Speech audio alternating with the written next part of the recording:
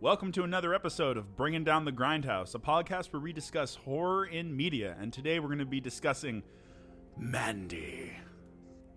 How's it going, John? It's going well. This is the second time I watched this movie, so I picked up on a lot more things this time around. How are you doing, Mer? Awesome. How many times have you seen this movie now? 3. This was my first time. I like that. 3, 2, and 1. One. Yeah. Mitch watched the, Well watched the done. first It time really tonight. gets better Yeah. every time. Yeah, I need to go watch it again, probably. I got to show my friends this movie. Right. So the movie is Mandy, if you didn't catch it the first time. Came out in 2018. And so it's Directed barely like a year old. I actually got to pull up his name real quick, so keep going while I find that. Yeah, I know that it was made by an indie filmmaker, and it stars Nicolas Cage, of course. And it's a lot of fucking fun. It's a really fun movie, for sure. Also, rife with horror elements. Really trippy as well. Really trippy. Directed by, I don't know if I'm pronouncing it right, but Panos Cosmatos. There you go. All right. That sounds pretty. That sounds like what I interpreted it as on the screen as well. Yeah, so what's crazy about this film is it's got really good reviews all over Rotten Tomatoes and things like that. It's like at a 94.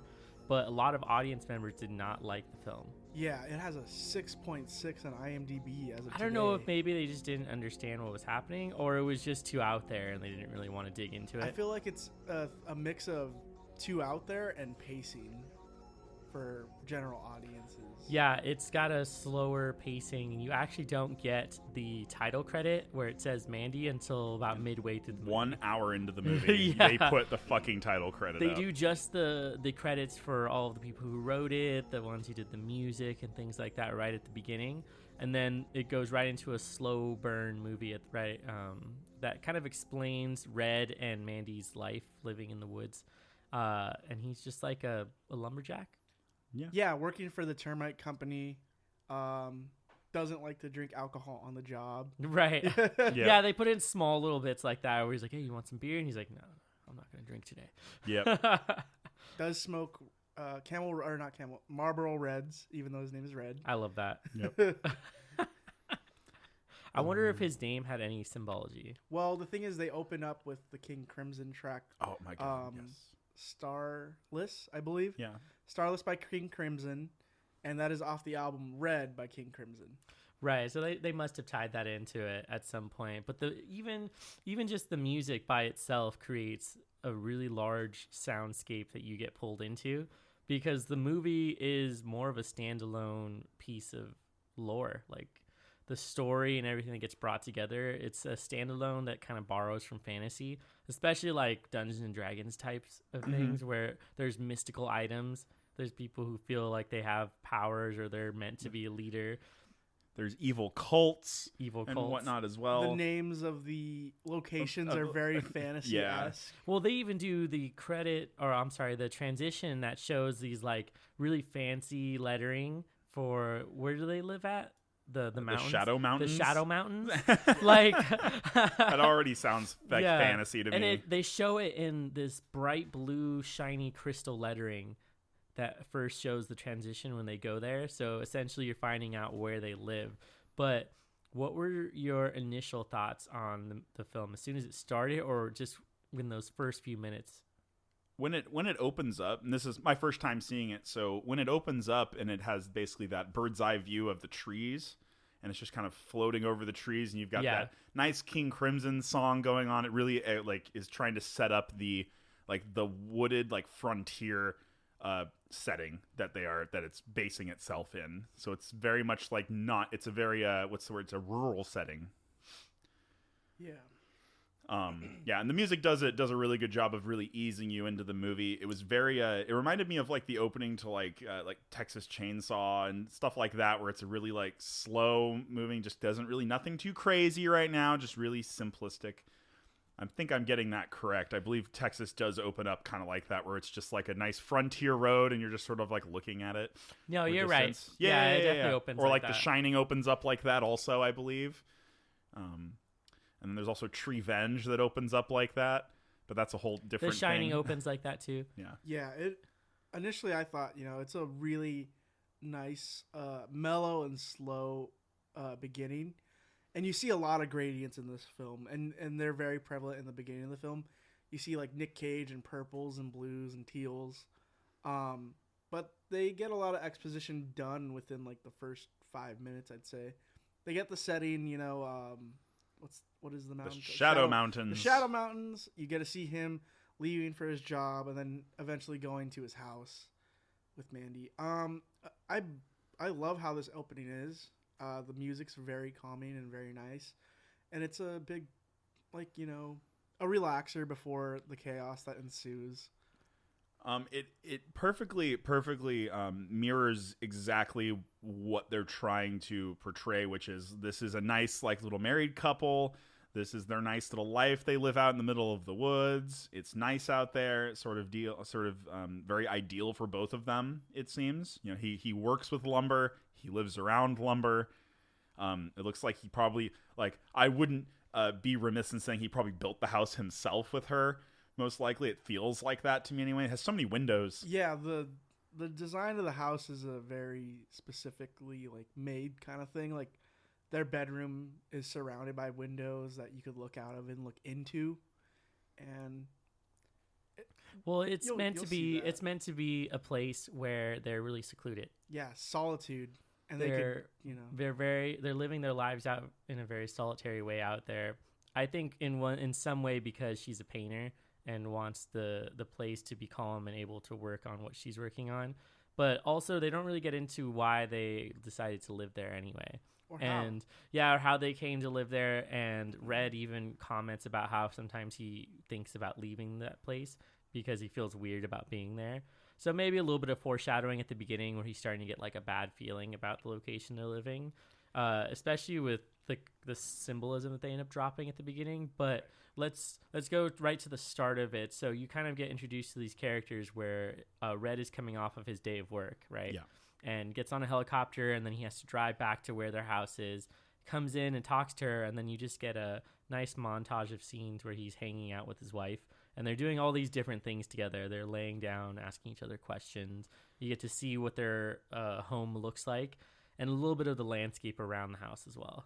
They really sell the fact that they're like a really established married couple.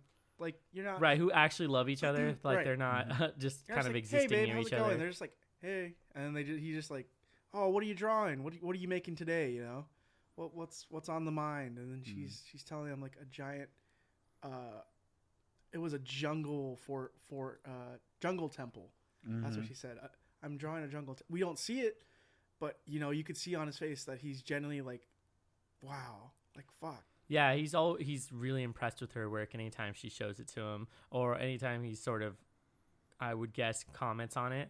Yeah, or like some of the stuff that she even says to him in dialogue, he's just like, I would have never thought of something like that. Yeah, she's definitely a creative person, so she's bringing all of these opinions to him. Something that's interesting to point out is even before he gets there in the car, the radio is playing this radio station or a radio show that's explaining about how America is going through a spiritual awakening.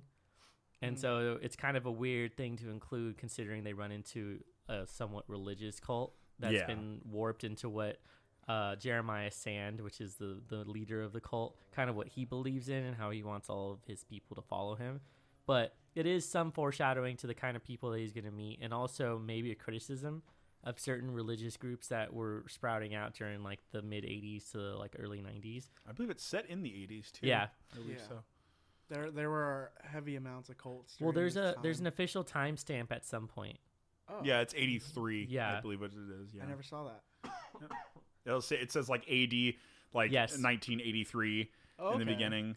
Right. And there's also that quote at the beginning, which is more of like song lyrics. Yeah, that's what I was thinking. And it mentions, you know, kind of like, what should you do with my body if I was to die? Mm-hmm. Is kind of like that intro. And then, like you mentioned, Mitch, they have the timestamp that says AD 1983. Yeah, such a weird way to put it. Yeah, and it really is. But I think it sets up that, because we were talking about how it sort of has all the fantasy elements to it a lot of the time. Heavy fantasy. Yeah, heavy fantasy elements to it, and I really like that a lot. And I feel they're just really trying to push that forward.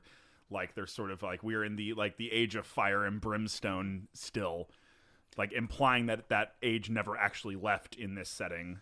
Right. And to me, I kind of took it as the age of when you hear in most stories that there's always war or there's something going on and they don't really ever get over it. And it's interesting because she goes right into the conversation with Red about what's their favorite planets. And she mentions that Jupiter is her favorite because it has a raging storm that just never stops. And the center of this storm is big enough to eat up the Earth. And then he has sort of like a comedic answer where he says that, you know what? I've changed it from Saturn to Galactus, which is like a straight like Marvel reference to like a character with that one. Galactus is not a planet. I know, but he eats planets. Yeah. And so they get into this interesting conversation about that. And then afterwards, I think afterwards is when she sees the dead doe, right? They go to the Crystal Lake. That's right. They go to the lake. A beautiful shot of the Crystal Lake with like the teal blue water. And I'm just out in the middle of it, and then, they're camping, and he is definitely staring at Mandy for a long time as she's coming out of the water, skinny dipping. Well, that was an interesting scene to me because he's staring at her through the flames, through fire. Mm-hmm. And then there's a fire transition after that where the whole screen gets taken up by it. Mm-hmm. So it's a direct foreshadowing to her getting burned alive later in the movie. I mean, definitely a foreshadowing, but it also shows like his massive amounts of infatuation with her too. Yep. Like even after all these years, he's still infatuated. There's still a fire burner. Yeah, there's still a fire. Yeah, exactly. So it's like this. It's this cool double meaning that they do definitely. In this movie for sure. They also make it a point to zoom in onto her eyes. Mm-hmm. So she kind of has this scar on her left side of her face that is from her cheek kind of upwards towards her eye. And in that scene, that left eye that it zooms in on is not dilated, but her right eye is. So there's like something going on with that. And then even the book she's reading, it's called Seeker of the Serpent's Eye. Is that a real book? I think it was made just for the film. Okay. Because I couldn't find, I wanted to read that book when she first started reading it. Yeah. Even just the little section she pulls out of it is the descriptor for the final scene. Yep. When Red drives away. Can I read it? Yeah, go for it. I love it. Under the crimson primordial sky, surrounded by the jagged rocks of ancient volcanic mountain, the wretched warlock reached into the dark embrace of the fissure until his hand touched a smooth, glassy surface. Cold as ice, his fist closed around the serpent's eye. Slowly he withdrew it and held it before him in the fading light of the blood-red suns. It glowed from within, a ghostly emerald light, strange and eternal. So that's the narrator voiceover work that you hear, and she's reading it. Mandy's reading it to kind of like to herself. And then as she's reading it, it seems like the screen starts to get blurry and blend it together. So to me, I kind of took that as you were going into this world. You're kind of getting dropped into the realm of this fantasy world. Mm-hmm. And it signals some sort of transition in the film where you're going to be able to kind of drop into this world with them. And maybe to put some sort of suspense on, suspend your disbelief for a little bit, because it's going to start getting crazy after that. I mean, that quote in itself is also just very ominous sounding as well. It definitely doesn't make you feel like happy. It's epic, but it's not happy feeling. Right. There are a few animation scenes in this movie. Yeah, where he sees his wife. Yeah, where he sees his dead wife. It's only after she's died, though. Yes. And one of them was her pulling out an emerald from some kind of beast and bringing it up to the sky. I love that. Mm-hmm. They bring both of those. So after that scene where they go visit the lake and he's looking at her through the fire, she's walking through the forest and comes across a doe, a really young animal that's died, and the body is just kind of left there. I know that the doe has symbolism in literature, but do you guys think it means anything specific? Mitch had a really interesting opinion on it. I feel like it could either be, in my opinion, it's a baby animal, so the death of innocence is one idea, but the one that I was stretching for is it's an explanation why they don't have children, because she stares very not really longingly, but she stares very like somberly at this animal for a bit, as if it like reminds her of something. Like they did a really good job of capturing like her eye contact with the dead animal and with the dead animal, and panning back and forth to the two of them. And I personally think that it's a representation of potentially like a miscarriage or a lost child from their own marriage. Perhaps foreshadowing that they cannot have a child after the events of the movie. Yeah, exactly. Or as like an explanation, maybe like a really like using imagery to explain their life without using dialogue to do it, without going into the I'm so sad since the baby died and having that whole dialogue go through and detracting from the rest of the movie. And there's a lot that the movie shows you and doesn't tell you. It's a very visual. Yes. Hey, here it is. Determine it yourself.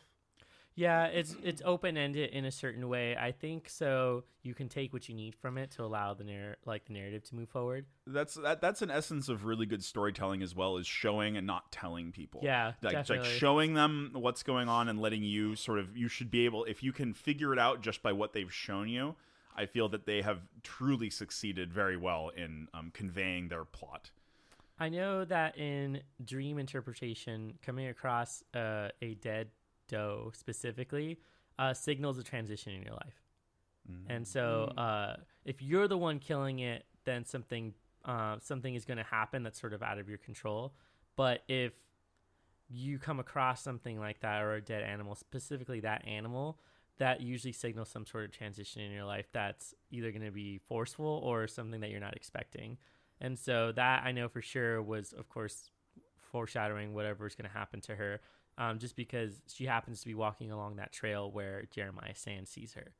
And then after that becomes extremely obsessed with her. And that's sort of how the narrative gets pushed forward. Yeah. So just by happenstance of her walking on this road and him seeing her is how that narrative kind of gets pushed forward. And they repeat that shot of her coming back, just looking at him over and over again until it just kind of just fades into the next part of the movie.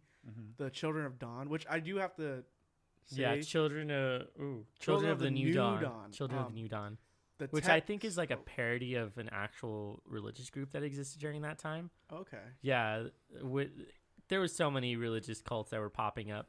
Yeah. But there still are. Right. There's still there's still a few.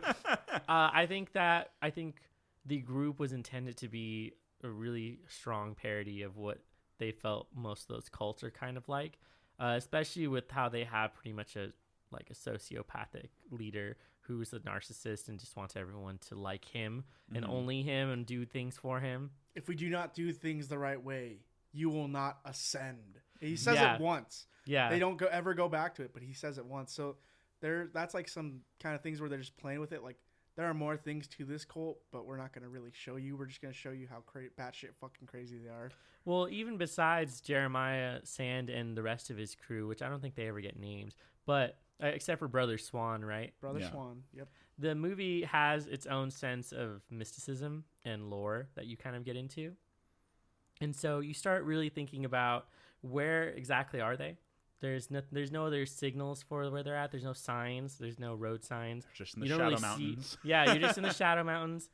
And so it was weird. I got the vibe like you were kind of watching like a D&D one-shot or something. Yeah. Like people, like they just all got dropped into this area, and this is like there are limits to where their area is, and they don't really go outside those.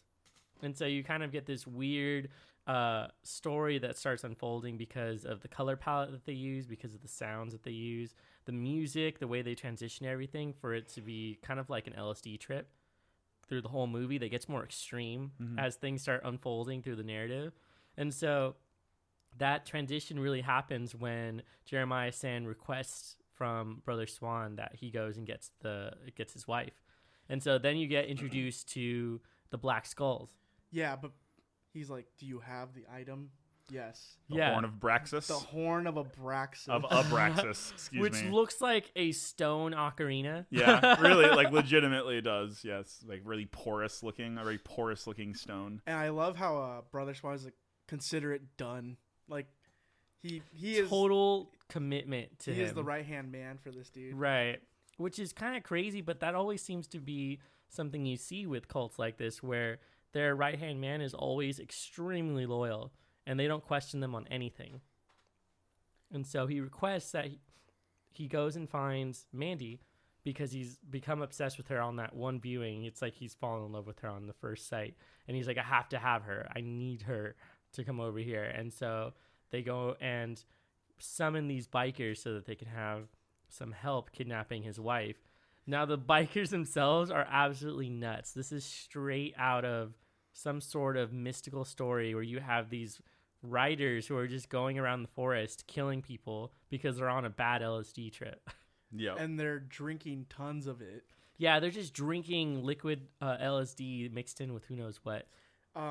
They're fucking gruesome. They're dark and black. They're like, they look like they're surrounded in rubber and leather and like spikes. Very fetish. Yeah. They look. They remind me of the Cenobites from like Hellraiser. Yeah, and things like that's that. accurate. So that's really my big comparison. They also look like they could just be a black metal band. Yeah. Well, I mean, they're called the Black Skulls. Yeah, so like they fits. could be. They It totally works. I remember when I first met you guys, I was telling you about Mandy. They remind me of the two people in Hobo with a Shotgun. Like the two, Grinder and Crusher or whatever. Just like the guy. That's right. Yeah. Yeah, and totally. the thing is, Hobo with a Shotgun came out earlier, like before Mandy. So I was like, dude, they probably got a little bit of inspiration from that.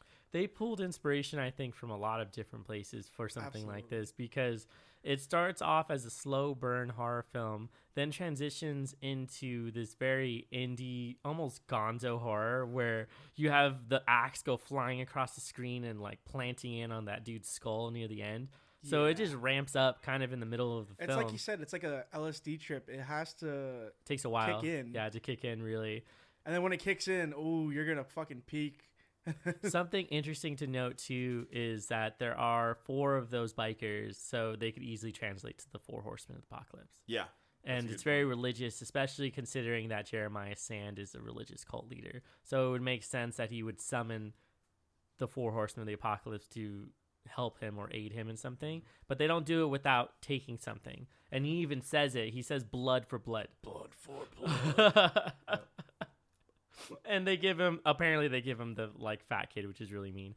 Yeah. Yeah, the poor fat kid. Yeah, they don't even give a name. He's like, let's give up the porker. Yeah. They say he's so dumb he wouldn't be able to find his nose in a mirror. That's what they say about him. I know. Poor.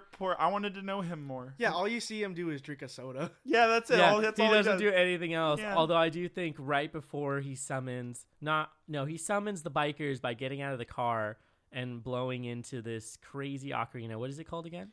The horn of Abraxas. He blows into it and it just sounds like a really loud war call. I love how it echoes. Yeah. It echoes really good.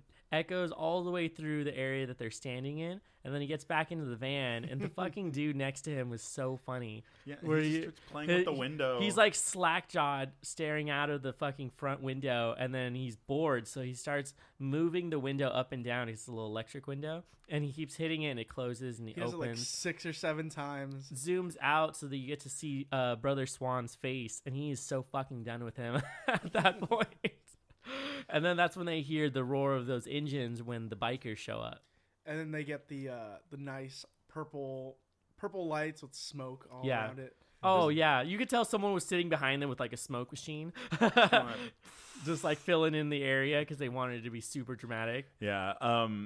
There's also, they hand him the jar full of the super LSD, and he just like downs the whole thing. Chugs that shit. Just chugs it. Which is kind of crazy to think about because Red at one point dips his finger in and puts it to his tongue and goes through a crazy trip. So I can only imagine what it's like to chug that stuff. Yeah, really though. So they're just permanently on a very strong LSD trip, which probably accounts for all of the weird things that they've done to their bodies. Like one of them has multiple nails that have just been driven into their body. And then another dude has like a blade penis. Yeah. He has like a, you know what it reminded me of when Guar had that giant penis? They would just walk around with that. That's what it reminded me of. Where he just walks around and he has a blade for a penis. Yeah. It reminded me of a primitive version of Tom Savini's fucking cock gun. Oh my God. Like from Dusk Till Dawn. Yeah. It's like, yeah, you brought a knife to a gunfight, and it's just like, that dude had the knife. Fucking Tom Savini had the revolver. Yeah, it's like, that was so weird. I feel like that was the only part of that film that stood out that was just awkward. Oh, yeah. Because a gun shows up on his dick. Yeah, he's just like, yeah. You're like, I'll accept it. There's fucking vampires in this fucking thriller. That was the weirdest shit. We really should do that movie too. We are. I love. Yeah, we will. And then there's one dude. He kind of looks a little human. There's a smaller dude who has like this weird mask on. But you could see his actual eyes. Yeah. You can actually tell he has a face. I love how they're so desensitized from everything else. Killing people is just whatever to them. Yeah. You know, whatever. I don't know what they did to the fat kid. Poor I'm guessing they just ate him. Yeah. Either that or, I mean, when Nicolas Cage goes to the base, he sees a fucking couple just completely mauled up. Or they just bleed him dry or something. And then you turn the room and there's one of the dudes, he's just fucking hitting coke and watching pornography for fun. Yeah. But like it's a huge mound of coke on the table and he's just like dipping his face into it. Yeah. It's like it snowed there recently. And he doesn't even use a fucking pencil, or not a pencil, a fucking dollar. He's using a shard of glass. Yeah. Scooper. Scoop it into his nose.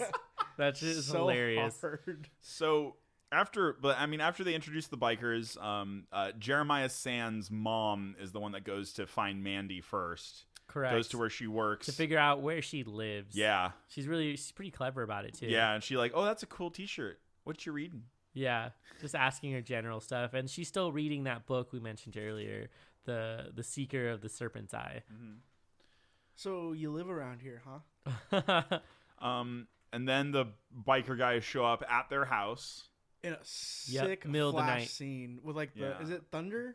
No, it's not thunder. It's just like a light that they're turning on and off. Okay, yeah. More for dramatic effect for what we're looking at, so we only get so you never really get a clear view of the bikers. You kind of get tidbits here and there, except for the one that speaks directly to Red. You get a full view of his face, but he's the most human looking out of any of them. And so your mind kind of fills in the rest of it, where they probably are gruesome. You can hear them. They're like squelching sometimes when they're walking.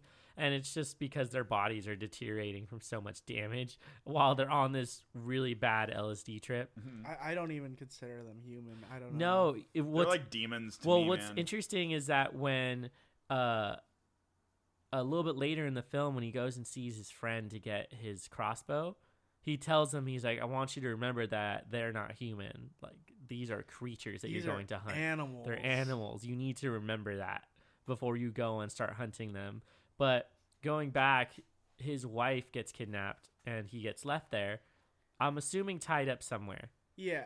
And then they bring her. They knock him out and then probably tie him. Him. They take they take Mandy all the way back to the cult leader's home, where he attempts to seduce her, which is probably one of the funniest scenes. They do give her a big dose of LSD through the eye, and then they liquid LSD that gets dropped into her eye. Then they sting her with a big wasp. Yeah, that shit freaks me out every time I see it. Yeah, it's so freaking weird. I don't even know what bug that was supposed to be, but it looks like a wasp, like one of those really I'm trying to remember what the name of a wasp is. There's a wasp that has one of like the 5 most painful stings in the world, basically.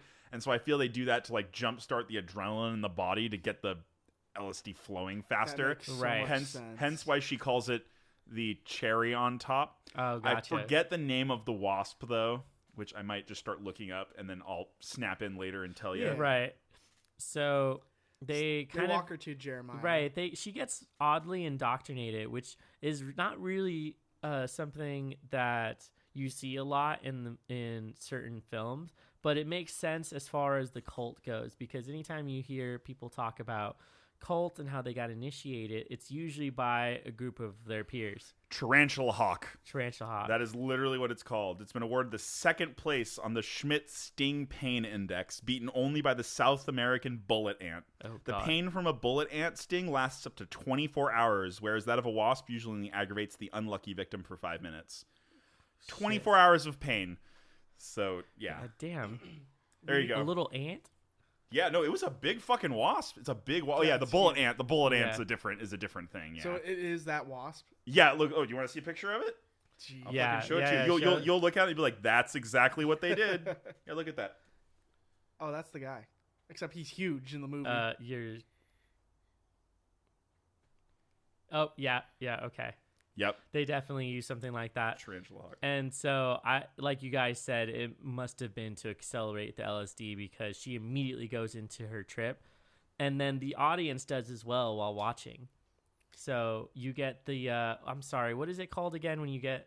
Tracers. That's it. So essentially what you're looking at moves, and then you see their movement very slowly, and there's like an after image left behind. The distortion of light. Yeah. Coming off of like people. Yeah, definitely. And the environment. And if you take an LSD, you'll know exactly what we're talking about when you think about something like that.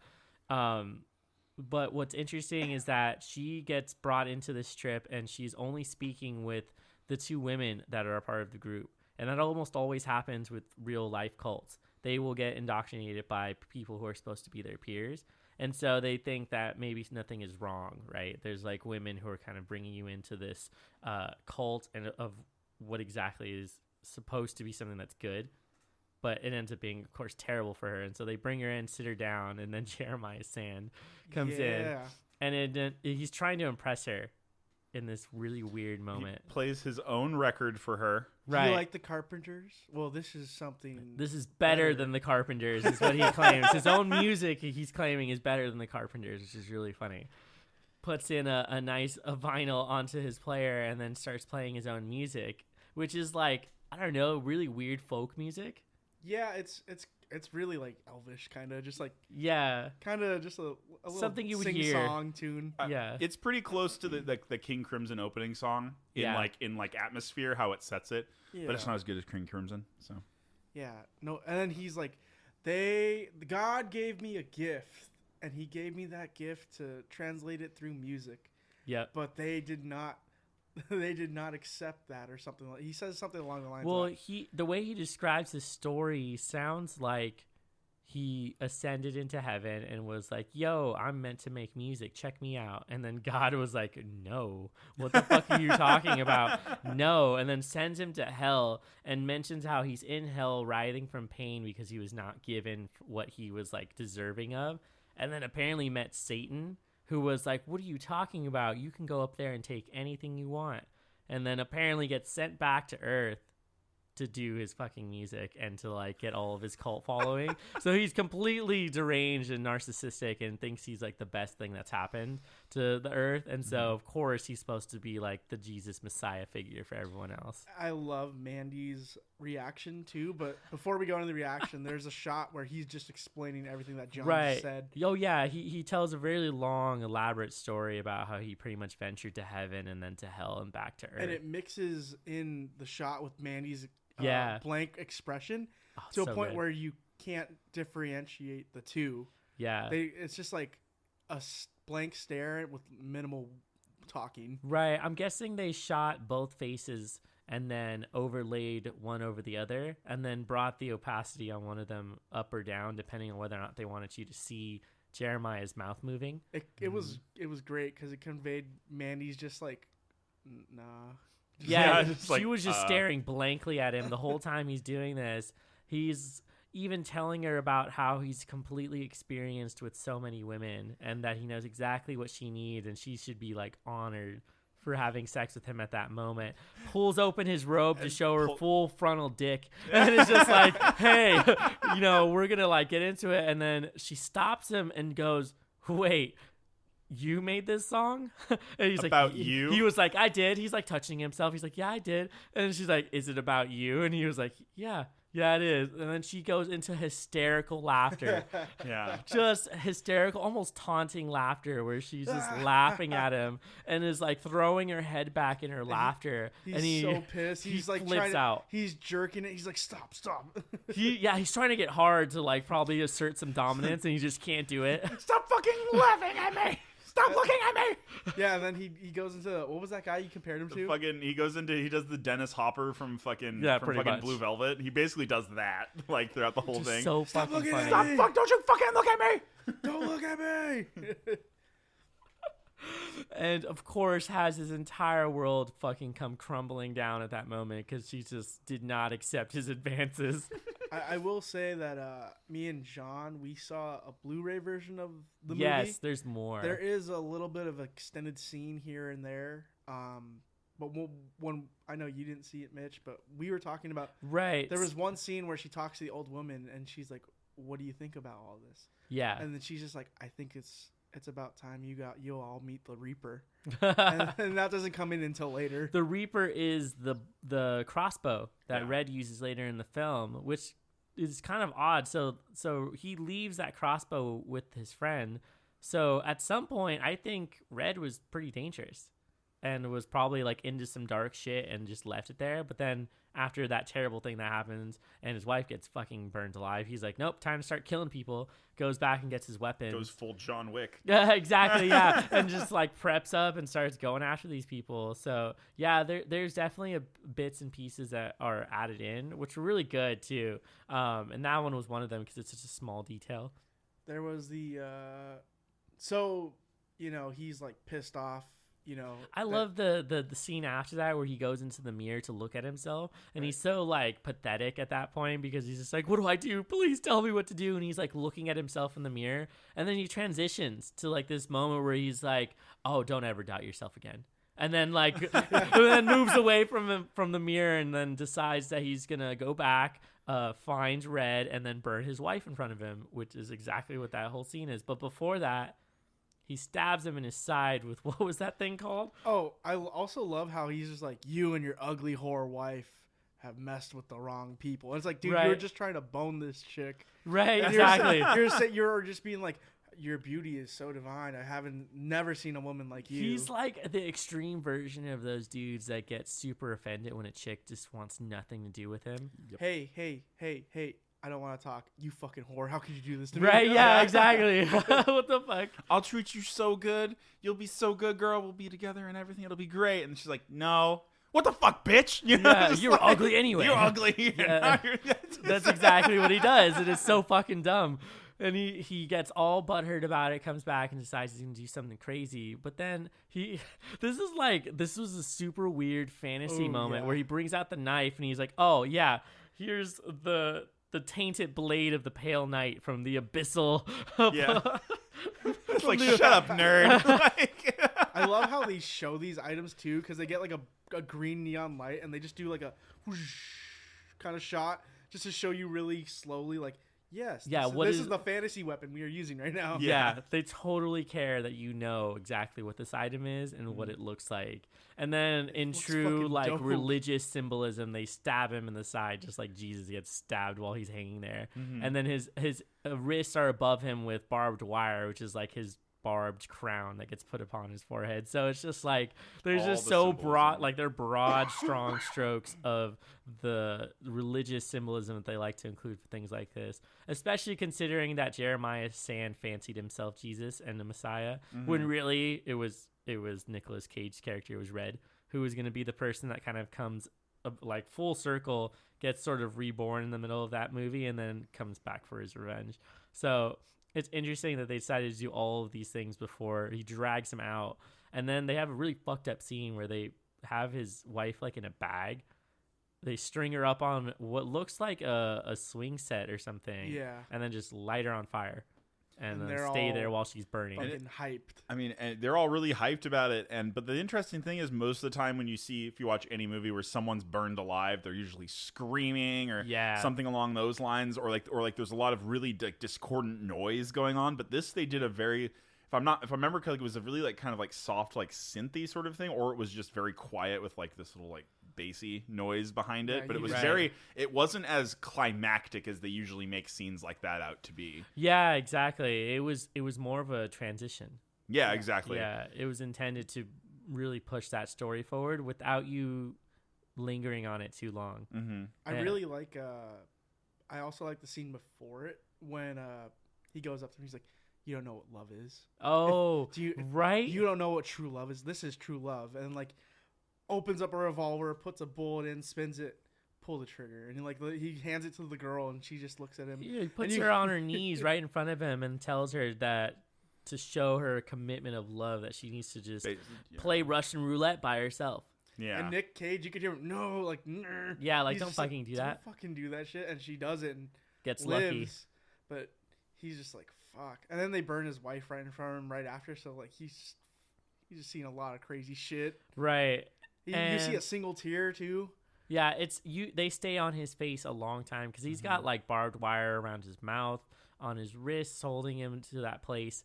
And then they leave, and he figures out a way out of the barbed wire, goes into his house, kind of looks at his shirt, which is his favorite shirt, and he puts it on.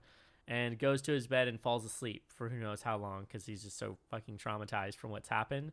Wakes up, chugs a whole bunch of fucking liquor, and then goes to his friend to retrieve his weapons. The liquor scene is like super impressive. Like the first time I saw it, I was like, wow, this is like a lot of fucking emotion coming out right now. Yeah. Mm-hmm. Like he's like pounding on himself. He's like hammering the liquor super hard, throwing it all over his cuts, on it everywhere. And he's just going full rage. He's just like pissed and then puts the bottle down, sits on the toilet and just starts fucking bawling. Yep. It's a powerful scene. I love that. Well, I liked the way they shot it because there must have been somebody who had one of those rigs that holds the camera still, and they were moving in and out like walking. And so you have the scene where it gets really close to him and then he starts screaming and it backs up a bit away from him. And so you get the feeling that you're really there with him. It kind of looked like a scene or a box that's kind of cut out, like what you'd see for a TV set when they have the audience looking, and it's just like half a house. That's what it looked like in that scene where that room looked like it was cut out. I also... Oh, sorry. Were you going to say something? I also want to know what the fuck is the symbolism of the cheddar goblin? Yo, right? So he comes in, his wife has just been murdered, and he gets stuck looking at a commercial on the TV for Goblin Cheddar. Goblin. Cheddar Goblin, which they sell.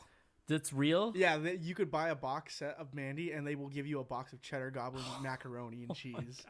We gotta buy it now. But like, holy shit! So this was custom made for the movie, and it's just like a commercial about, I guess, mac and cheese. But this goblin throws up this mac and cheese onto the kids, and they're fucking stoked. They're like, yes, throw up on me. And you're like, what the fuck is cheddar going goblin on? has 50% more cheese than other macaroni and cheeses. It's just like...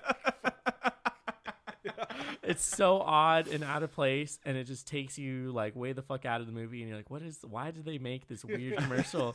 And there's no tie-in anywhere else. There's nothing. That other fucking movie that they're watching when they're eating TV dinners. I think they made that one too. Yeah, because I can't find anything about it. It's just pew pew pew, pew like fucking lasers at very like 50s 60s sci-fi movie. It's awesome. And they're into it. They're like eating while like not looking at their plate. They're bringing like the food up to their face. They're so in it. Yeah, they're super into it. So they're just enjoying their time together. And that's like, that scene happens where they're watching the movie during that montage when they're kind of hanging out together.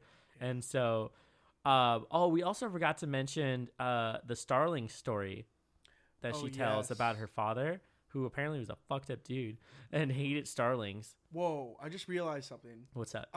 She says the starling story. Yeah. And the starlings were in a pillowcase. Yeah. And she is in like a giant ass fucking... She is in a pillowcase. A huge ass one. Man, heavy foreshadowing. More foreshadowing. Yeah. I didn't even... Nope. Wow. That's a good read, Mur. Yeah, you're right. Yeah, apparently her dad hated starlings, and so he went out, found a bunch of little starlings, brought it over to her and her group of friends, and showed them how to kill birds, apparently, with a crowbar. And yeah, she said they were hit down so hard into the earth that it was like they made little graves when they were done. Yep. Yeah, and then when it got to her turn, she got scared and ran away. And so it's just that. Yeah, that was a fucked up story. And she tells him that after he wakes up from a bad dream. So it's like, oh, you had a bad dream? Let me tell you a terrible story. and then he's just like, oh my God, I'm so sorry. Jesus. Yeah, it just gives her a hug and it transitions into something else. You think your dreams are bad? Right. My life. Jesus. Yeah. So he goes to his homie. Right. So he goes to get his weapons. He's kind of cleaned himself up. And he goes to his friends to get Reaper, which is his crossbow. The actor that is his friend, he's in Predator, and that's the only... I know he's in other movies, but what's his name? What's the name of that actor? I'll look it up. Yeah, for sure. What is the name of that actor? So he basically gives a lot of backstory for the Black Skulls, where he tells them about how he's heard stories about the Black Skulls kind of throughout the Shadow Mountains, and how people were reporting that they would find disemboweled bodies, people who had just been killed, murdered, left somewhere. And all the stories were the same. It was always a group of bikers. It was always people that they only saw at night, and that they were always really violent. And then he follows it up with the glorious line of, weird shit. Yeah. So, weird shit. He also makes special arrows for Yeah, I Nicolas fucking Cage. love that. He's like, that'll cut through human bone like a fat kid through cake. Oh, fuck yeah. All right. So I looked up the guy's name. The actor is called Bill Duke. Okay, there we go. He was Mac in Predator. He was Cook in Commando. Yep.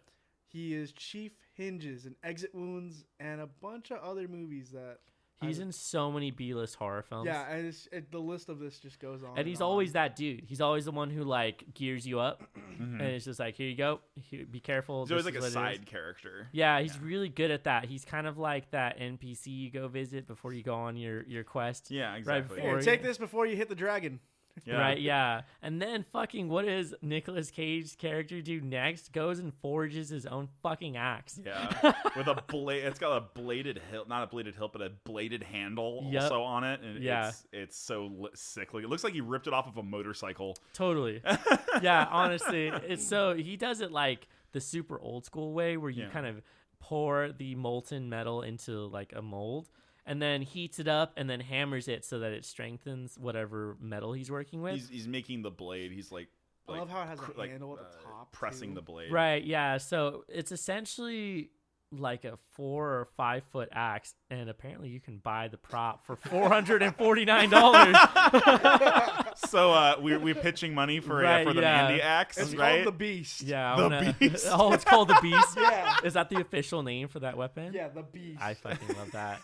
Yeah, so this isn't like a tiny axe. This is like 4 or 5 feet long, and this is the like weapon of choice he uses for the rest of the film, along with his crossbow. And so he's ready to go hunting for those bikers. It's goblin good. And so he goes and finds them. How exactly does he find the bikers?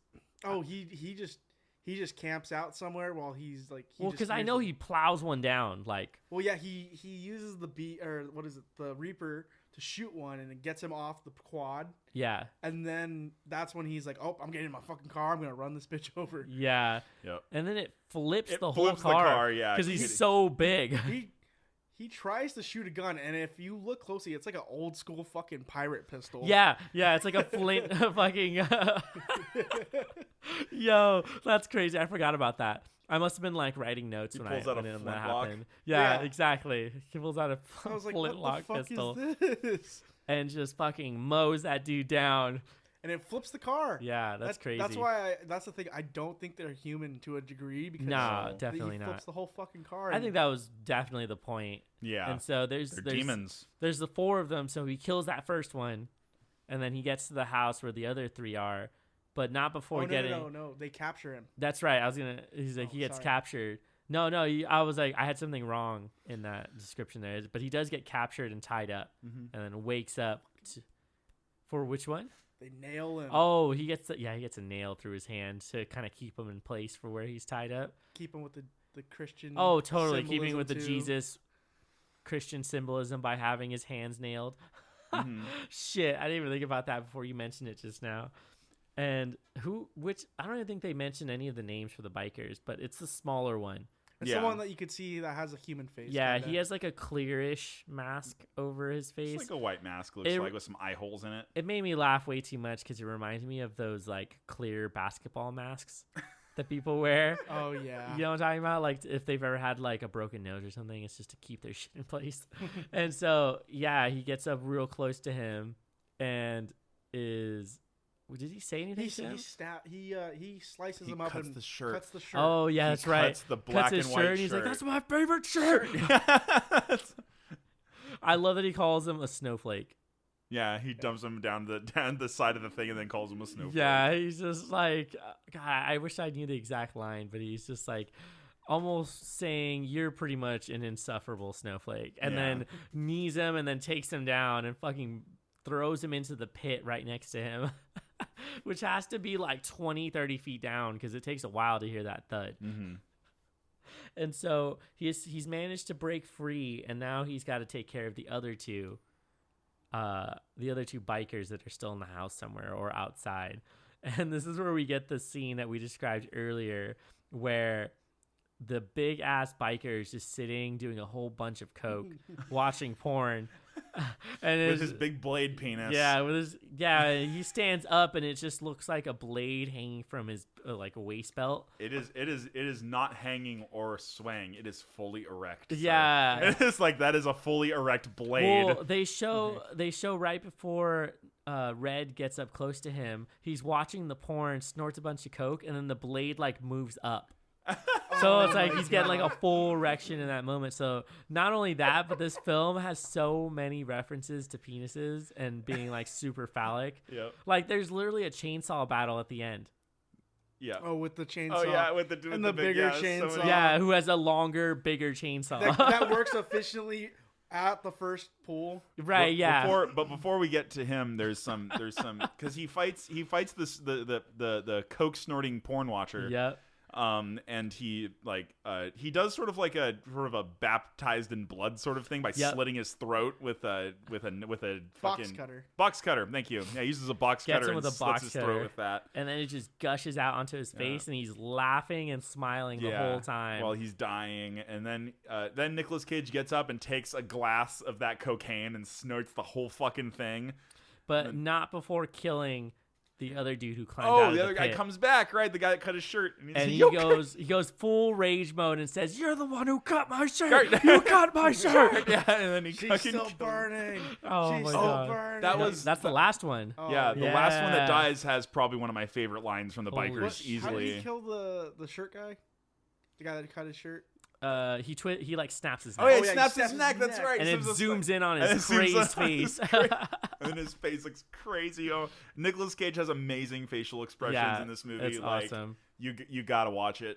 But anyway, that's when he walks over, gets a glass full of that coke. Yeah, or gets a glass. He gets a glass. Well, he snorts the coke after snapping the neck. Yeah. And then he tries the crazy LSD stuff with the tip of his finger, and it causes him to have a crazy trip real quick. He's looking for his weapon, so of course the fucking crossbow is in the cupboard. Yeah, of course. Yeah, of course. And then the axe is like above the walkway, the upper cupboard, where you would put your talking bass at. You know? Yeah, exactly. And so he gathers all of his shit, finds the. Oh, he also gets road spikes too. Yeah, that's how he gets the next dude, or that's how he gets Brother Swan. Oh, and we gotta talk about the fucking transition when he takes that LSD. He shoots the last guy with a crossbow, and the dude just pulls it out of his throat like no big deal. Right. And then as he's fighting him, the guy says like, "She's still burning." Right. And then keeps just saying that, and then he lops his head off, and then lights a cigarette with his flaming skull. So sick. Yeah. Oh man, that's great. When he hit the LSD though, like. Fuck, you see a fucking crazy ass trip. It's like a mushroom cloud from a nuclear strike. Yeah, and you see, you remember like Indiana Jones when the faces melt when they open the Ark of the Covenant? It's just like that, but super in your face with just a regular plain old skull. I love that shit so much. I like when they transition to like a very obviously fake face that's melting like that. It looks like a fucking wax. And a few other things mixed together. They do it again at the end too, when he goes full like the mountain from Game of Thrones and just crushes his fucking head. But after he gets the bikers, he goes and sees the guy who makes the LSD. Yeah. And to me, this is such a moment where it goes back into that fantasy mysticism, because that LSD maker, like, he's a mystic. Like, he's that mystic character where he knows things. He, like, gives things to people. He understands that, like, he's sort of responsible for certain things, and has a full conversation with him without Nicolas Cage's character even answering him. There's a lot of small details if you are, like, paying attention to the film, like, looking at his getup. Like, he is making batches of LSD as Nicolas Cage is coming through. His hands are drenched in this shit. Yeah, so he's just soaking it up. Soaking up LSD while he's doing his work. He has a tiger in his cage. Yeah. A golden Walter P308, which is fucking tight as hell. Which is what? Isn't that like the Nazi gun? Yeah, that's the Nazi Germany gun. Yeah. But like, that's gold-plated. Yeah. That's the shit that the like SS officers carry. Yeah, some hard shit. That's fucking crazy. I love how he just turns around and he's like, "You're so right, man." Yeah. He's like, "Oh, they really wronged you." You're so right. Like, And then in the extended version that we saw, he's like, she should be let go. She and should he lets the tiger go. Lets the tiger free. Yeah, and like he's everyone, like, you're right. we were watching with people, and they're like, oh, if fucking Nicolas Cage kills a tiger, Right. if he uses a tiger, nah, it's just let it go, man. Well, I think what I love about that scene is the way that they set up his little area that he's doing his work at. Yeah. Like, it's very secluded. You're only meant to go in and speak with him. And then come out. And then leave, right? Yeah. He even goes for his gun at first and then realizes that he's, like, sort of not a threat to him. Yeah, because the tiger's chill. Yeah, and he says it. Yeah, he's like, I know it's good when the tiger's chill. Yeah. And so Lizzie the tiger. So that's what he's talking about. He's talking about the tiger. I was kind of like overblown by the mysticism. I think I'd watch it again, but it does seem like the tiger will like he's like in tune with the animal. Yeah, totally. Yeah. Well, I'm only assuming that he has the tiger test out the LSD. And it's just like whenever she's calmed in, like chilled out, he's like, yeah, this is a good batch. And so he's like ready to give that to her and to give to other people. But I think the part I liked the most was he turns around and faces him, kind of looks up, breathes in really deeply, and then tells him to like head north. Yeah, that's like his next destination. I know where they are. Yeah. I know they wronged you, man. Yeah. To me, I took it like he was scrying something. Like he was kind of being like, okay, which way? And then he was like, north. And he's like, you need to go that way. And then sends him off. I didn't understand. I still don't. The symbolic like gesture of the millipedes around his feet. Oh, that was great. So what I took from it was when you start the film with Red, he's a very like stoic character. So he seems to be a guy who has morals, who's really like trying to adjust his bad ways. And then this terrible thing happens. His wife gets murdered. And then he just goes full-fledged back into the sort of evil that he's using to channel a lot of his anger into this straight revenge. And so what usually happens is like he kind of begins to rot because of that. He's like becoming an evil person. And because of that, he's having sort of the signs of the horsemen that he just killed. So like one of them is pestilence, and that usually involves with like bugs and things that are still like around you. And so they were now attracted to him. So like, he kind of took on a lot of their power. Wow. And ended up like going straight through all of them. And this is what he needed to be able to go and face the rest of the crew, like all of the other cult leaders and stuff like that. And so it was a great shot because it cuts straight to his feet, and his boots are like in, what is it, millipedes? Covered in black millipedes. Yeah. Not just regular red millipedes that you see normally. Just like they look like wires. Yeah.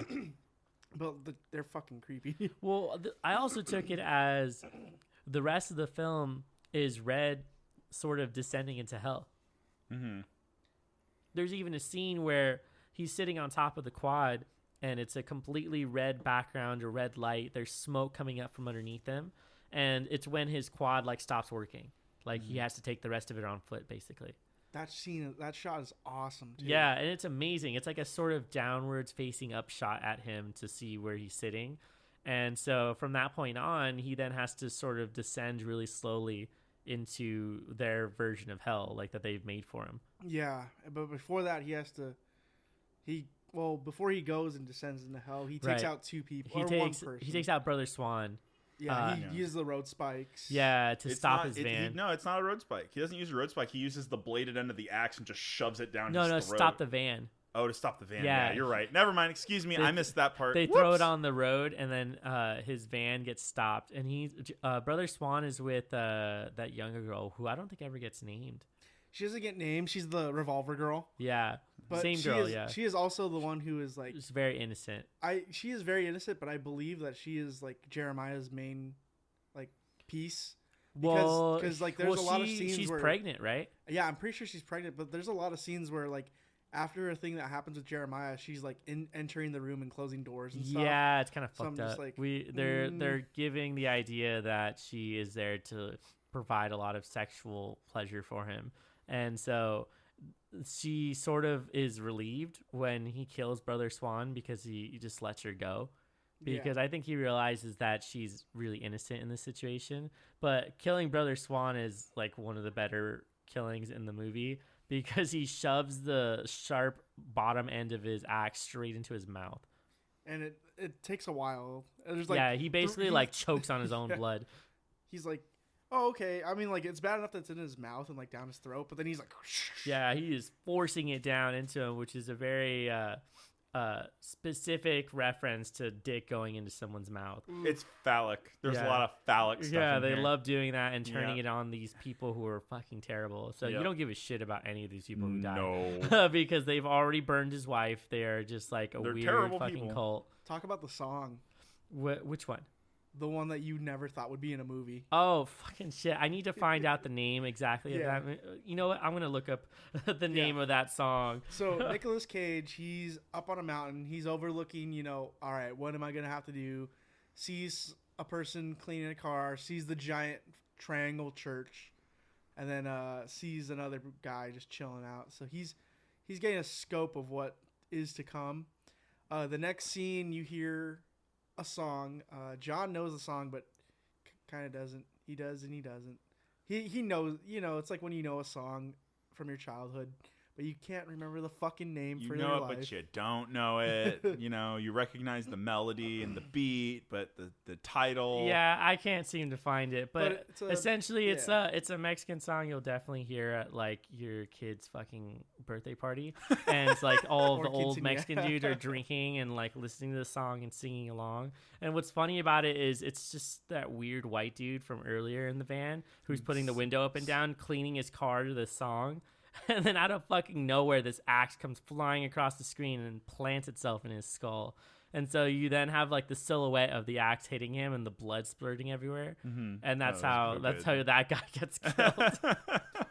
And then John's favorite part, and a lot of people's favorite Dude, part. There's a full-on chainsaw battle in this movie. A chainsaw duel that goes on. And it's like, you know, he shows up, he's trying to start the chainsaw, and it's like a medium-ish sized chainsaw. Yeah. They're the chainsaws he works with too at work. Yeah, he's totally used to it. He knows what it is. And then the dude he approaches pulls out an even bigger chainsaw that is longer. It's gets it started on the first try and is ready to duel. And this movie just goes full fucking rage mode with both of them fighting. And they like run towards each other. Both of the chainsaws lock with each other and start to spark while they fucking scream at each other. And that's like your intro to this sort of final duel that he had, because he doesn't really fight Jeremiah Sand at the end. Yeah. It's like, this is the guy he was really like meant to fight. Is the actual fight. Yeah. And they just fucking go on a chainsaw battle until he manages to get the guy to stumble onto the chainsaw that's on the ground. The guy smacks the chainsaw out of his hand. And he throws the chain around his neck. Yeah. Throws the chain around his neck and then, hey, you know that fucking chainsaw you made me drop? Well, here, fucking land on it. Yeah, he pulls him down onto the chainsaw. It's awesome.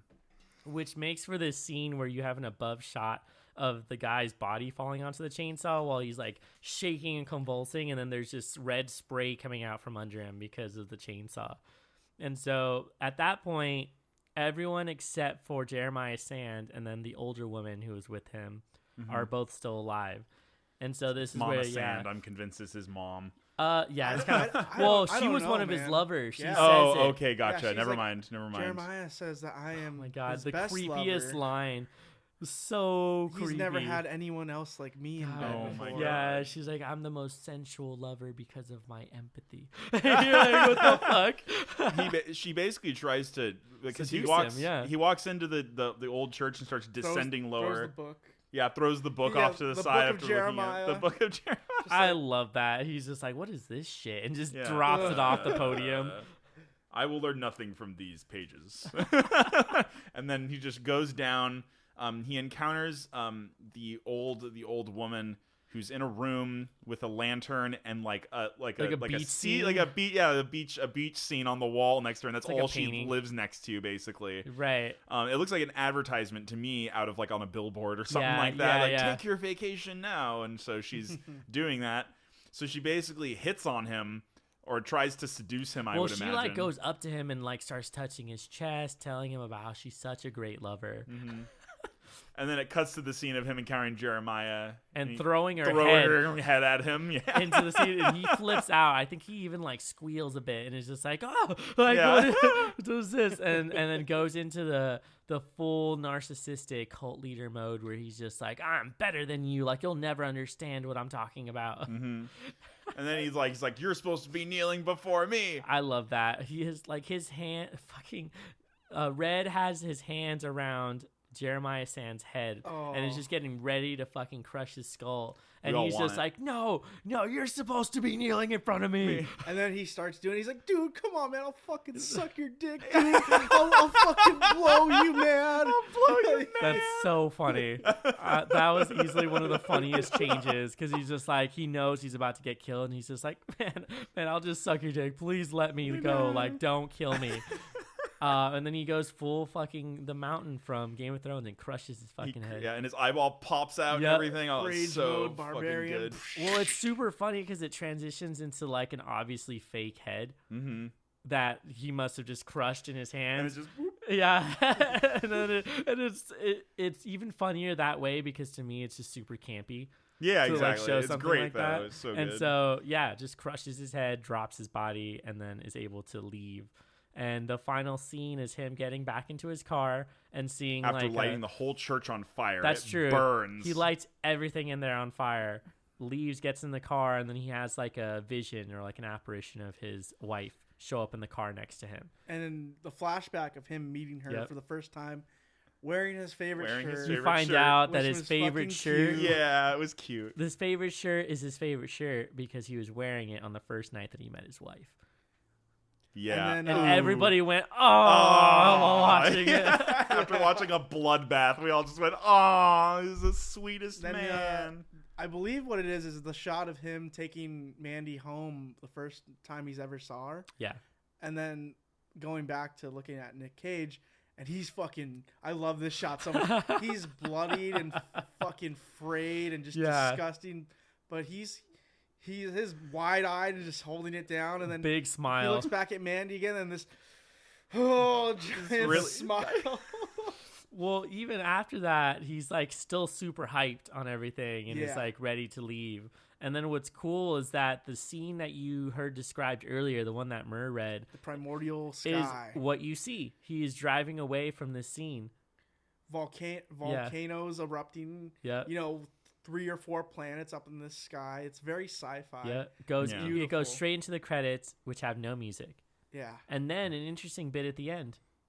Yeah, I've never noticed this, but it's just a static image of Mandy's drawings. Yeah. But there are sound clips of birds playing. And very peaceful. One of the drawings is Nick Cage in his favorite t-shirt with a tiger right behind him. Yep.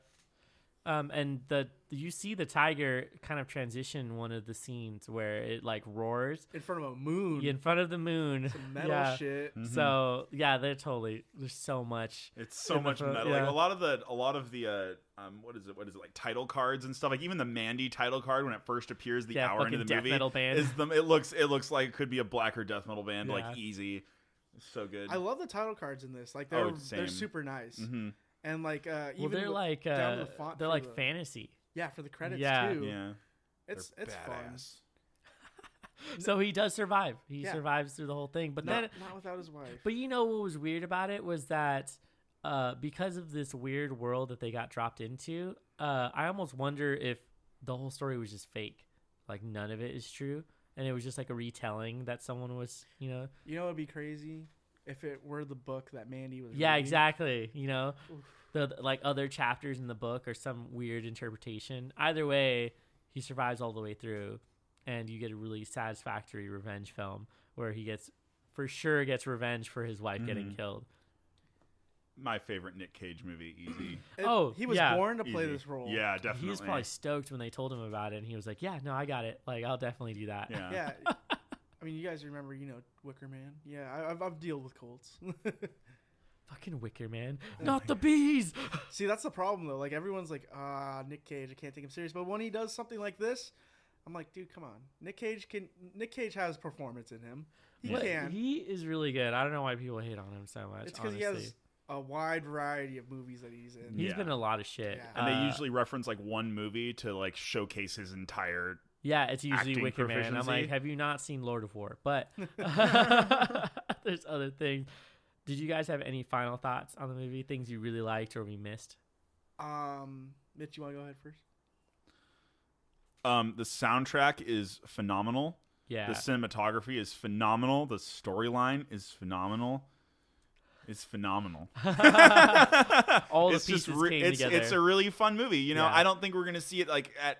Who cares about the Oscars, really? But you're not going to see it win any awards or anything like that. But it's a great fucking movie. Definitely. As an idea and as a project, a beautiful thing that was created. It is awesome. It did not do well in the box office, unfortunately. It had a budget of $6 million and only made 1.5. So here's me plugging them in. You could buy all sorts of fucking crazy ass merch at their website because hell, God knows they need the money. Yeah, give them money. It's honestly worth it because it is such a good story. It is such a good pace. Well, it's pretty good pace, but the thing is, like, the effects, the editing, the cinematography, like Mitch is saying, like, it's fucking awesome. And when it ramps the fuck up, it ramps the fuck up. And it's a great movie to watch with friends, especially because you could laugh at the funny parts. You could fucking dig the horror parts and the action. So watch this one with some friends because you'll have more fun with it that way. Oh, totally. Yeah. I mean, it's definitely worth a watch on your own because the first time I watched it by myself. And I really enjoyed it. And then watching it again, I was able to notice other bits of it. And then to have like the audience reaction for it was really funny. So it's definitely a good one to add on to a list of things to watch, especially now that we're in October and we're getting so close to Halloween. And the thing is, it's not critically acclaimed, but it is a cult movie as of now already. Yeah, definitely a cult classic. And it deserves that cult classic, fucking accolade. Oh, yeah, totally. And we had mentioned it too when we watched Revenge, where we're like, oh, if you're going to watch Revenge or you're going to watch Mandy, go watch one or the other. And you'll definitely enjoy the same element because there's so many similarities. Yeah, I think Mandy is better. There was a lot more to it as far as like that lore goes, but Revenge was just like badass because of how cool she was in that. And so it's a different mix of things. I think it's well worth the watch. Just about 2 hours for the movie, so it's not terribly long, but you don't feel like you're watching a 2-hour movie when you watch it. It felt like it was too short, actually. Yeah, definitely. Like there should have been keep more. Going. There needs to be some more deaths. It needs to be a TV show. Yeah, there needs to be a Mandy TV show. Right? How awesome would that be if you had a cool ass TV show like that? This could have been like a Conan story or something like that. That's what I was thinking too. It definitely could have been. You've got your really you got your very simple-minded like protagonist who's just living his life, and then someone comes through and fucks his shit up, and then he just goes and murders all of them.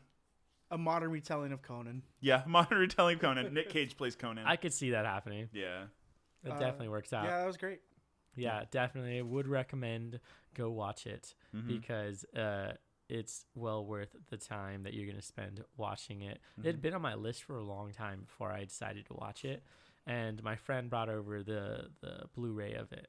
And if you do watch a version, watch the Blu-ray. Blu-ray. Try to find the extended version because there's a few extra lines that get dropped in that are much more satisfying to hear because they're tied into the story, to the narrative really closely. It wasn't like they were adding in this extra 10 minutes of scene that you didn't need.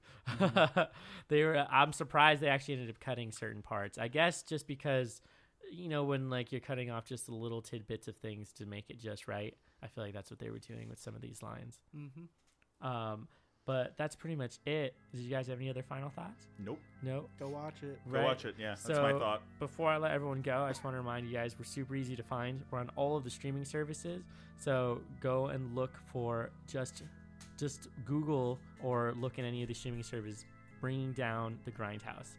And then on Instagram and Facebook, Instagram and Twitter, it is the letters BDTGH.